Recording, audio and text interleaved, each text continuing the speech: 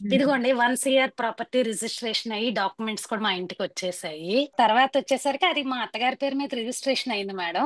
Wonder ఏంటంటే కోడల్ని నమ్మి ప్రాపర్టీ చేతిలో పెట్టడం అనేది హైలీ ఇంపాసిబుల్ గదా! మా హ్మ్. అత్తగారే ప్రాపర్టీ నా చేతిలో పెట్టేసి దీని మీద గుడ్ బోరోయింగ్ పెట్టేసుకొని నువ్వు బయటయన్నీ క్లియర్ చేసేసుకోమ్మా అని ప్రాపర్టీ డాక్యుమెంట్స్ మొత్తం లింక్ డాక్యుమెంట్స్‌తో సహా నాకు హ్యాండ్ ఓవర్ చేసేసారు madam. Very nice. Second thing వచ్చేసరికి నేను అసలు మీ క్లాస్‌కి ఫీజు కట్టి అసలట్లా పే చేశాను. మరుసటి రోజు నేను 2,20,000 రిసీవ్ చేసుకున్నాను మేడం. జస్ట్ నేను మ్యాజికల్ ప్రోగ్రామ్‌లోనే ఉన్నాను. రావాల్సిన దాంట్లో ఒకళ్ళు 54,000 ఏసేసారనమాట అకౌంట్‌లో. మా అత్తయ్య, మామయ్యోళ్ళకి 2 మంత్స్ క్రితము యూకేకి విజిట్ వీసాకి పెట్టారు. సో, హ్మ్. అది కొన్ని కారణాల వల్ల అది కొంచెం ఆగిపోయింది. సో, హ్మ్. నేను మళ్ళీ వాళ్ళు మొన్న ఇంటర్వ్యూకి కాదు, జస్ట్ బ్యాంక్‌లో బ్యాలెన్స్ చూపియటానికని ఎళ్తే మన నిత్యా ఏంజెల్ గారిని, మైకేల్ గారిని ఇద్దరిని వాళ్ళతో పంపించాననమాట.